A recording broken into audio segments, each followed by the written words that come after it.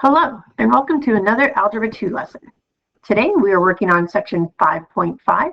Our objective is to add, subtract, multiply, and divide functions. So we're doing operations with functions. Let f and g be any two functions. A new function can be defined by performing any of the four basic operations on functions f and g. Addition, subtraction, multiplication, and division.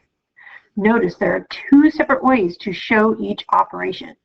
They can say f plus g of x or f of x plus g of x.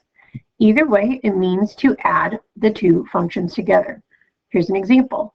If f of x is 5x and g of x is x plus 2, adding them together would give you 5x plus x plus 2. Simplify for 6x plus 2. Then you would subtract, multiply, and divide in much the same way. You are adding, subtracting, multiplying, or dividing the functions. The domains. The domains of the sum, difference, product, and quotient functions consist of x values that are in the domains of both f and g. Additionally, the domain of the quotient does not include x values for which g of x equals 0. So if we are dividing by g of x, remember our denominator cannot be 0.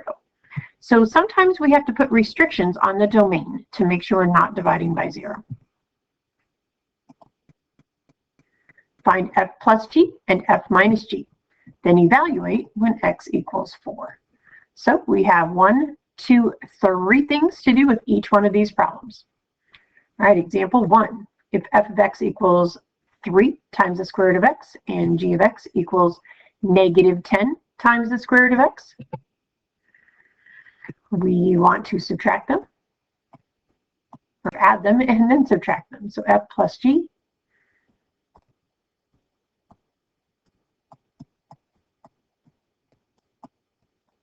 would give us 3 rad x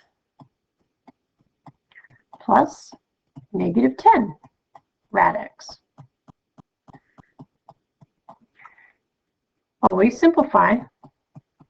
3 rad x plus negative 10 rad x. These are like terms, so we can add them. 3 plus negative 10 is negative 7 rad x. That's f plus g. Now subtract your functions.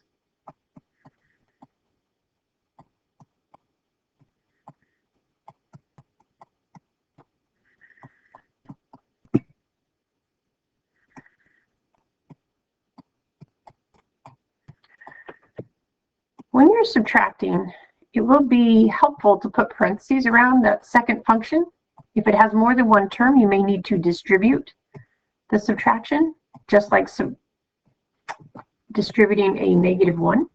So minus a negative becomes a positive or a plus. So we now have 3 rad x plus 10 rad x for 13 rad x. So this is f plus g. This one's f minus g. And then we were asked to evaluate when x equals 4. So when x equals 4, so f of plus g of 4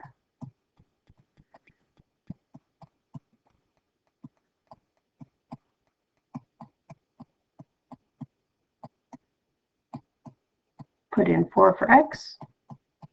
Square root of 4 is 2.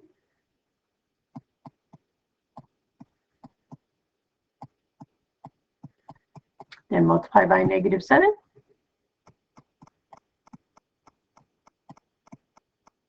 We get negative 14.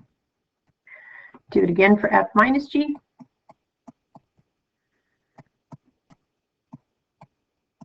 Putting in 4 for x.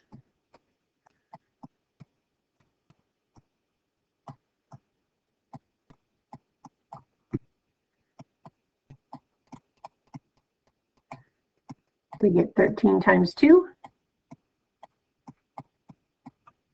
and 13 times 2 is 26. All right, now we get to do it again for a bigger function, f and g.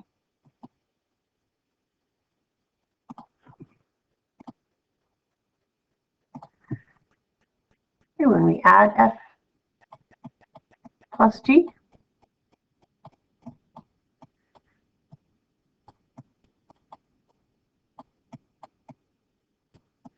write it out and combine like terms. On your mark, get set, go.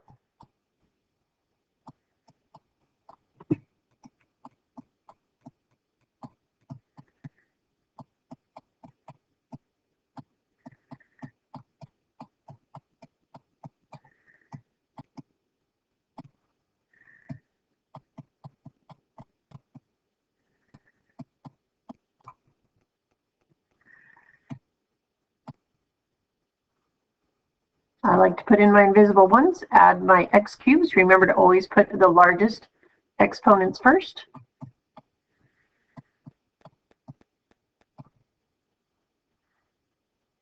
Now find your squareds. Negative 2x squared plus negative 3x squared.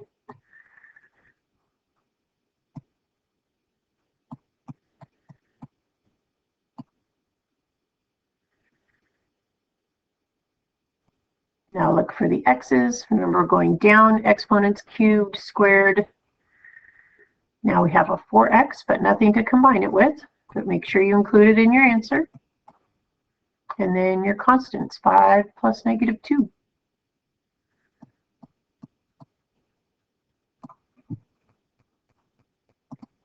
Okay, there's f plus g. Now find f minus g. Remember to put parentheses around the g function.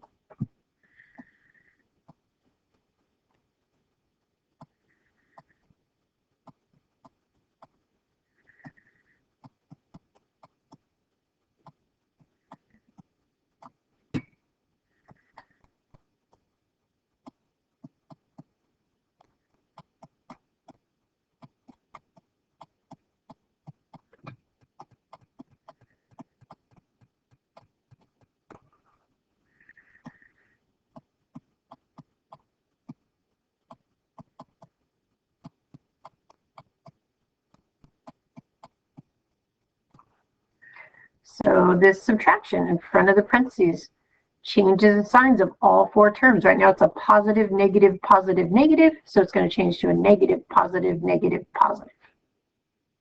Write it out carefully. Watch your signs.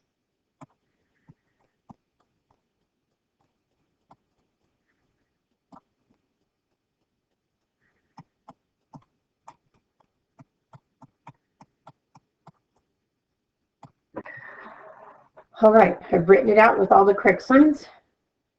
Combine like terms, put it in order, starting with your biggest to smallest exponents. On your mark, get set, go. Write out your answer.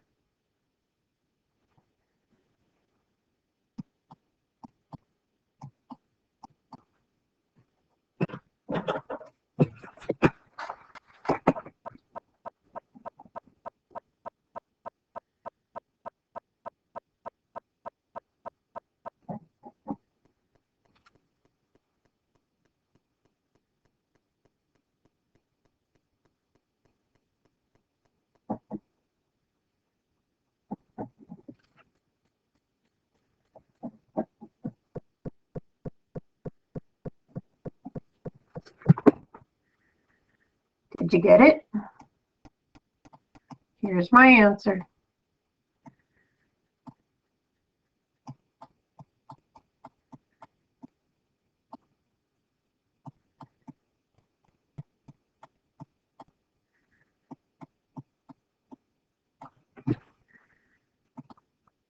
Two x cubed plus x squared minus 4x plus 7. And then we also have to evaluate when x equals 4.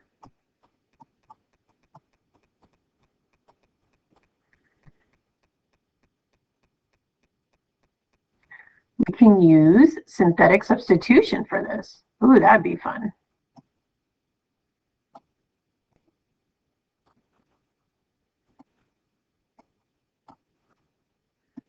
It's good review too. Your final exam's coming up.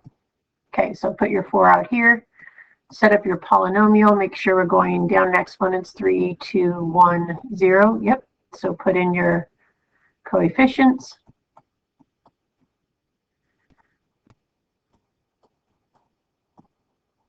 setting up our synthetic division, but it's actually synthetic substitution. We're putting in a 4, bring down your first number, multiply by this number over here. So 4 times 4 is 16. Put it in the next column. Add going down. Multiply by 4. Put it over here. Add going down. Okay, one more time. Multiply, add, and remember our last number is our answer.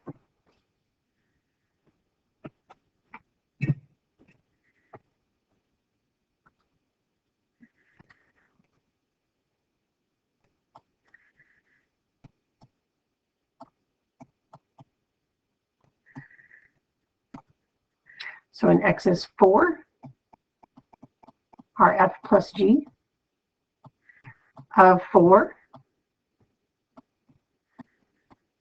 equals 195.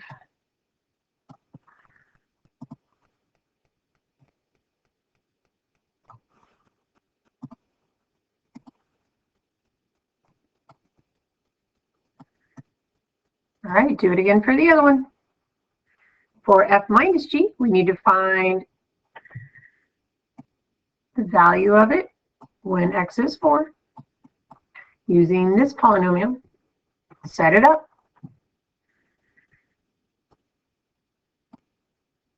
Give it a try. See what you get.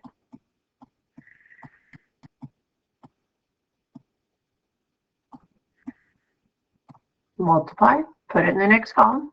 Add going down. Multiply, add, get your answer. On your mark, get set, go.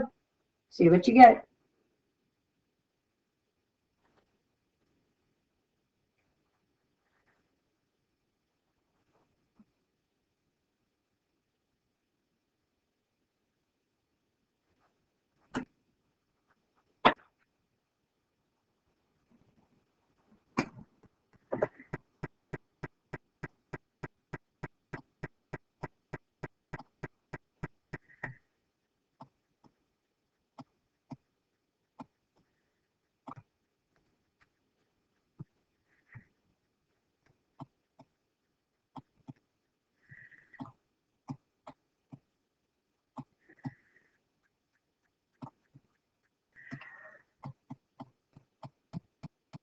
What did you get for your final number?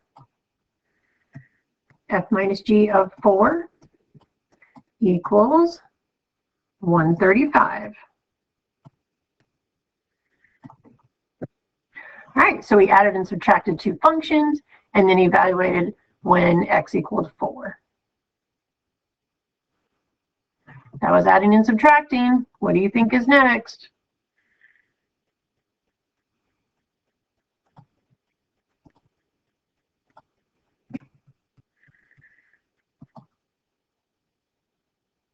Multiplying and dividing. All right, when multiplying and dividing, we're especially dividing, we have to be very careful with the domain. Restrictions on the domain.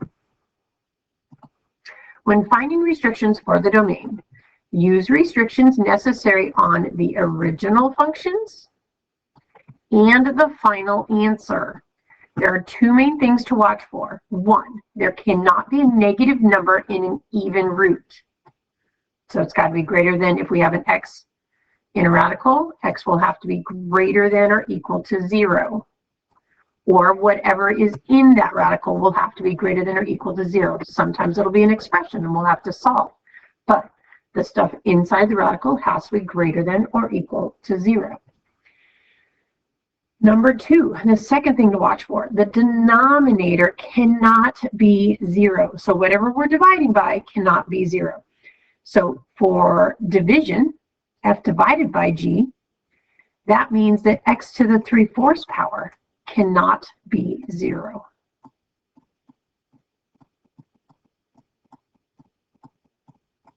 Cannot equal 0. Well, how do we undo 3/4 power? 4/3 power. We would raise both sides to a 4/3 power, but it's just 0. 0 to any power is 0. So for this one, x cannot be 0. This is a restriction on our domain. This is a restriction on our domain. Okay, state the domain, then evaluate when x equals 9. For f of x, we didn't need any restrictions on that. So our domain, x is greater than or equal to 0. We also have to find f times g.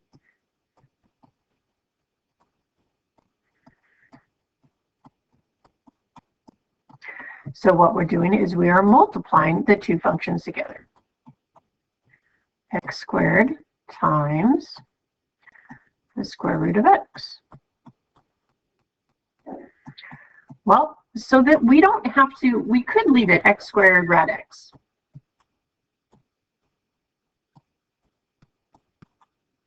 But let's use our exponent rules. It'll look a little better, a little neater. Square root of x is really x to the 1/2 power. And then when you're multiplying two powers with the same base, you add the exponents. So that's x to the 4/2. We want common denominators, times an x to the 1/2. 4/2 plus 1/2 is 5/2. So x to the 5/2 power. That is our final answer we want. Our domain, x greater than or equal to 0, and x to the 5/2 power is our f times g. All right, example 4. F divided by g. We've already figured out our domain.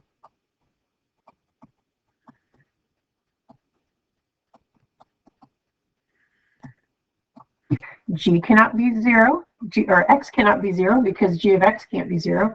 Oh, we also have a 4th root. Because we have a 4th power, that's like a 4th root, an even root. So x also has to be greater than or equal to 0. So if x has to be greater than or equal to 0, and x cannot equal 0 because we're putting it in the denominator, how are we going to say these two things at once? Because we can do that. We can use symbols in mathematics to show both of those true at the same time. What would that look like? X has to be greater than or equal to 0, but x cannot equal 0.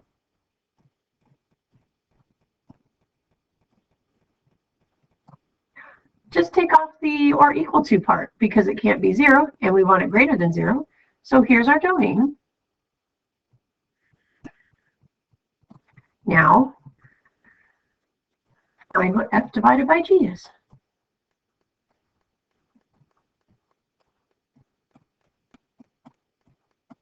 So just put one over the other and simplify.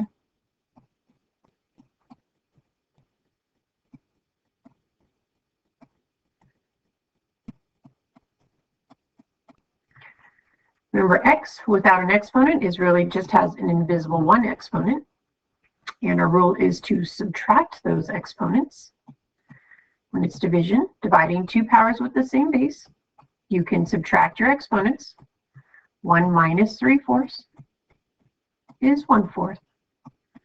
So our final answer, 6x to the 1/4 power.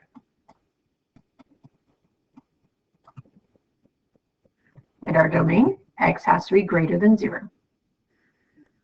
And that's example 4. Pause here if you need more time to look at this or write it down.